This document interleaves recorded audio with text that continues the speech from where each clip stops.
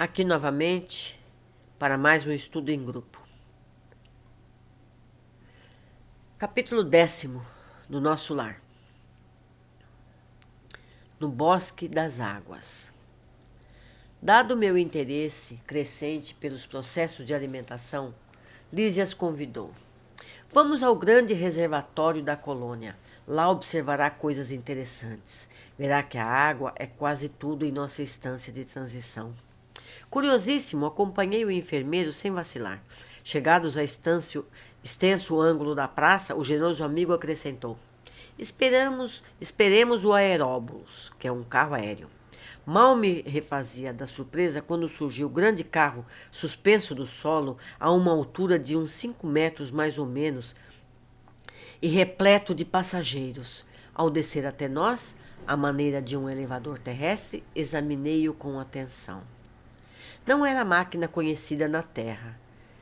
Constituída de material muito flexível, tinha enorme comprimento, parecendo ligada a fios invisíveis em virtude do grande número de antenas no todo. Mais tarde, confirmei minhas suposições, visitando as grandes oficinas do Serviço de Trânsito e Transporte. Olha só. Quer dizer, o André Luiz ele ficou extasiado. Nós talvez não estranhássemos esse tipo de veículo, porque a gente tem veículos semelhantes aqui na Terra. Mas no tempo de André Luiz isso era um máximo. Seguindo, Lísias não me deu tempo a indagações. Aboletados convenientemente no recinto confortável, seguimos silenciosos. Experimentava a timidez natural do homem desambientado entre desconhecidos. A velocidade era tanta que não permitia fixar os detalhes das construções escalonadas no extenso percurso. A distância não era pequena, porque só depois de 40 minutos, olhem bem, gente, 40 minutos, incluindo ligeiras paradas de 3 em 3 quilômetros, me convidou Lísias a descer, sorridente e calmo. Vocês já imaginaram que tamanho é nosso lar? Interessante. Deslumbrou-me o panorama de belezas sublimes. O bosque em floração maravilhosa embalsamava o vento fresco de inebriante perfume. Tudo em prodígio de cores e luzes cariciosas, entre margens bordadas de grama viçosa, toda esmaltada de azulíneas flores, deslizava um rio de grandes proporções. A corrente rolava tranquila, mas tão cristalina que parecia tonalizada de matiz celeste, em vista dos reflexos do firmamento. Estradas largas cortavam a verdura da paisagem. Plantadas a espaços regulares, árvores frondosas ofereciam sombra amiga, à maneira de pousos deliciosos na claridade do sol confortador. Bancos de caprichosos formatos convidavam o descanso. Notando o meu deslumbramento, Lísias explicou. Estamos no Bosque das Águas. Temos aqui uma das mais belas regiões do nosso lar. Trata-se de um dos locais prediletos para as excursões dos amantes, que aqui vêm tecer as mais lindas promessas de amor e fidelidade para as experiências da terra.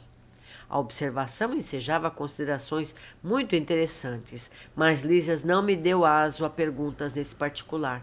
Indicando um edifício de enormes proporções, esclareceu. Ali é o grande reservatório da colônia. Todo o volume do Rio Azul, que temos à vista, é absorvido em caixas imensas de distribuição. As águas que servem a todas as atividades da colônia partem daqui. Olhe lá, precisam de água, olha só que interessante. E muita. Em seguida, reúnem-se novamente abaixo dos serviços da regeneração e voltam a constituir o rio, que prossegue o curso normal rumo ao grande oceano de substâncias invisíveis para a Terra. Então, essa água de lá vem para a gente. Que incrível, que incrível. Percebendo-me a indagação íntima, acrescentou: com efeito, a água aqui tem outra densidade, muito mais tênue, pura, quase fluídica. Notando as magníficas construções que me fronteavam, interroguei: a que ministério está afeto o serviço de distribuição? Imagine, elucidou Lísias, que esse é um dos raros serviços materiais do Ministério da União Divina. Que diz? Perguntei, ignorando como conciliar uma coisa e outra. O visitador sorriu e temperou o prazenteiro. Na Terra, quase ninguém cogita seriamente de conhecer a importância da água. Em nosso lar, contudo, outros são os conhecimentos. Nossos círculos religiosos do planeta ensinam que o Senhor criou as águas. Ora, é lógico que todo serviço precisa de energia, braços para convenientemente ser mantido. Nesta cidade espiritual, aprendemos a agradecer ao Pai, aos seus divinos colaboradores, semelhante dádiva. Conhecendo-a mais intimamente, sabemos que a água é veículo dos mais poderosos para os fluidos de qualquer natureza. Aqui ela é empregada sobretudo como alimento e remédio. Há repartições do Ministério do Auxílio absolutamente consagradas à manipulação da água pura, em certos princípios suscetíveis de serem captados na luz do sol e o magnetismo espiritual. Na maioria das regiões da extensa colônia, o sistema de alimentação tem aí as suas bases.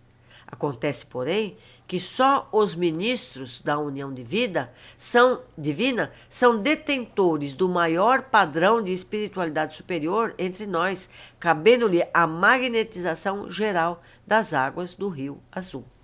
Olha que maravilha isso! A fim de que sirvam a todos os habitantes do nosso lar com uma pureza imprescindível. Fazem eles o serviço inicial de limpeza e os institutos realizam trabalhos específicos no suprimento de substâncias alimentares e curativas. Quando os diversos fios da corrente se reúnem de novo no ponto longínquo oposto a esse bosque, ausenta-se o rio da nossa zona, conduzindo ao seio nossas qualidades espirituais. Eu estava embevecido com as explicações. No planeta, objetei jamais recebi elucidações dessa natureza. O homem é desatento há muitos séculos. Tomou Lísias o mar equilibrar-se a moradia planetária. O elemento aquoso, deixa eu conferir que eu não pulei uma parte. Tá certo, o homem é desatento há muitos séculos. Tornou Lísia, o mar equilibra-lhe a moradia planetária. O elemento aquoso fornece-lhe o corpo, olha só, o corpo físico. A gente sabe que a maior parte do nosso corpo é feito de água. Olha a importância que é isso. O elemento aquoso fornece-lhe o corpo físico. A chuva dá-lhe o pão. O rio organiza-lhe a cidade. A presença da água oferece-lhe a bênção do lar e do serviço. Entretanto, ele sempre se julga o absoluto dominador do mundo, esquecendo que é filho do Altíssimo. Antes de qualquer consideração, virá tempo, contudo, em que copiará nossos serviços, encarecendo a importância dessa dádiva do Senhor. Compreenderá então que a água, como fluido criador, absorve em cada lar as características mentais de seus moradores. Eu li devagar porque isso é muito importante. Atentem. A água que a gente tem em casa, ela tem as características dos seus moradores. Então, queridos, vamos ver como é que está a água da nossa casa. Isso depende do nosso estado mental e espiritual. A água no mundo, meu amigo, não somente carrega os resíduos do corpo, mas também as expressões da nossa vida mental. Será nociva nas mãos perversas, úteis nas mãos generosas, e quando em movimento, sua corrente não só espalhará a bênção da vida, mas constituirá igualmente um veículo da providência divina, absorvendo amarguras, ódios e ansiedades dos homens, lavando-lhes a casa material e purificando-lhe a atmosfera íntima. Calou-se o interlocutor em atitude reverente, enquanto meus olhos fixavam a corrente tranquila a despertar-me sublimes pensamentos. Foi incrível esse capítulo, hein? Vamos ver o que a gente retomar aqui algumas partes. Primeiro, a descrição do veículo. Levando em conta que o livro foi escrito na primeira metade do século XX, quando os transportes não eram como os atuais, percebemos como o plano espiritual está muito à frente nas invenções. O transporte descrito ainda não temos disponíveis, mas já estamos muito perto disso. Os trens de monotrilhos suspensos já são realidade em muitos países, assim como os trens de propulsão magnética que não tocam os trilhos, deslocam-se em velocidades incríveis. Acho que é no Japão que já existe esse trem. Olha aqui a foto de um deles. Segundo, as oficinas são citadas, ou seja, se há máquinas, é preciso que existam fábricas no plano espiritual. Existam operários, energia, materiais e tudo relativo ao trabalho de criação e construção. Isso ele falou lá em 2 linhas. Então, se for preciso, vocês voltem lá. E ele disse exatamente isso em 2 linhas. Que se há um veículo, se há uma água, existe alguém trabalhando por isso. Me atrevo a fazer um relato pessoal. Numa psicografia de meu pai, ele trabalhou com eletrônica na Terra. Ele conta que começou cuidando de um pomar, mas já estava trabalhando em uma tecelagem, na manutenção dos motores, mas que tinha tempo para usar os computadores e estudar na biblioteca. Vejam só, o que o meu pai disse numa psicografia familiar é o que o André está falando, lá tem tudo. Portanto, podemos nos preparar para trabalhar lá como trabalhamos aqui. Não existe ócio. Quando alguém se refere que alguém faleceu com descanse em paz, nós não estamos sendo coerentes. Jesus disse, meu pai trabalha incessantemente e eu também. É interessante isso. Será que emprego nós vamos ter lá, hein? Vamos pensar nisso já. Terceiro, bosques das águas. A importância da água. A descrição do bosque é fantástica. E mais ainda do que nos é informado sobre a água. Poderíamos falar horas aqui só sobre esse tema. Observamos que a Terra tem 70% de água. Ou seja, na verdade, nós vivemos no planeta água e não no planeta Terra. Pois é, o que mais tem aqui no planeta é água. Nosso corpo tem quantidade semelhante de água. Semelhante ao que tem a Terra. É como se a Terra fosse um corpo. A água é o veículo para nutrientes no nosso corpo, como também para tirar os resíduos do nosso corpo. Então, a gente precisa de líquido para poder fazer a digestão. Para esses nutrientes serem distribuídos pelo nosso corpo, o sangue é composto de água, ele transporta todos esses nutrientes e também tira o lixo do nosso corpo fora, através da água. Se a gente para de beber água, o rim entra em pânico, cria pedra. É como a sujeira, que a gente usa a água para varrer uma coisa suja. É importantíssima na formação sobre a qualidade da água de cada casa. A água adquire as energias dos seus moradores. Isso é muito importante, precisamos estar atentos a isso. Claro que deve ser a água que depositamos nas garrafas ou nos recipientes de armazenamento, não é no cano da torneira. Amigos, deveríamos nos atentar mais para esses detalhes, cuidar melhor a respeito do que pensamos, sentimos, pois estamos espalhando essas energias por onde passamos. A água vai transportar tudo isso para nós.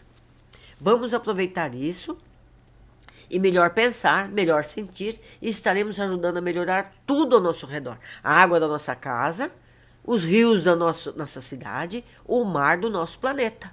Eu estou exagerando? Eu acho que não. Porque nós somos um. É um grupo imenso de seres humanos pensando ao mesmo tempo. E se temos tanta água em nossos corpos, imagine como os nossos pensamentos e atitudes podem modificar o nosso bem-estar. Vocês lembram lá no começo, que falou como o pensamento alterava o estado mental e físico do André? Imagine o nosso corpo físico. Vamos atentar às razões das condições de saúde das pessoas otimistas e pessimistas. Os otimistas têm sempre uma melhora mais rápida de tudo e os pessimistas demoram mais a se curarem. Por que será, né? Uma técnica interessante é a fluidificação da água enquanto nós tomamos banho ou pessoas queridas estão no banho. Mentalizar que a água do banho está levando também as impurezas mentais que aderem ao nosso perispírito, graças aos nossos pensamentos menos elevados, que todos temos constantemente, certamente, é de grande ajuda para todos nós. Entende? A gente pode fazer um autopasse enquanto está tomando banho. Se a gente tem um familiar adoentado, quando ele vai tomar banho, a gente pode fazer isso no banho que ele está tomando. Aquele familiar que está adoentado ou deprimido pode mentalizar essa limpeza fluídica enquanto a pessoa está no banho. O conhecimento só é válido quando usamos esses conhecimentos para o bem geral. Quer dizer, o que adianta a gente estudar tudo isso, aprender tudo isso e não usar? A gente tem que usar esse conhecimento para melhorar a nossa vida. Para isso o André escreveu o livro, para a gente melhorar. Quando fazemos nosso alimento, queremos ou não, estamos irradiando as nossas energias para os alimentos. Quer dizer, se você está fazendo uma sopa e está pensando mal do seu vizinho, como é que vai ficar essa sopa, hein? Então, pense bem nisso. Todos sabemos que o mesmo alimento tem sabor diferente, mesmo quando as pessoas usam o mesmo tempero, mas preparado por pessoas diferentes. Ai, a comida de mamãe, porque ela fazia com todo o amor para os seus filhinhos, não é verdade? E justamente a energia é ali transferida na hora do preparo. Será muito bom quando as pessoas tiverem consciência disso tudo e passarem a dedicar mais atenção ao que estão pensando enquanto preparam alimentos ou tomam seu banho. Os bons pensamentos sempre nos beneficiam e aos que nos rodeiam. Eu gostaria que vocês pesquisassem na internet as experiências com as moléculas de água do Dr. Masaru Emoto. Ele pegava água, punha em vidros e escrevia palavras nesses vidros. Ódio, amor, fraternidade, várias palavras. Quer dizer, ele não precisava nem pensar, ele só escrevia. E depois disso ele congelava aquela água e olhava a forma do cristal. Eu pus uma foto aqui, eu não sei se vocês vão poder ver, mas eu gostaria que vocês pesquisassem e vissem a variedade enorme de exemplos que ele dá. Como é incrível a diferença da água que recebeu energias de amor e a que recebeu energias de ódio. E a gente bebe água. Que água nós estamos bebendo? Vamos pensar nisso, gente.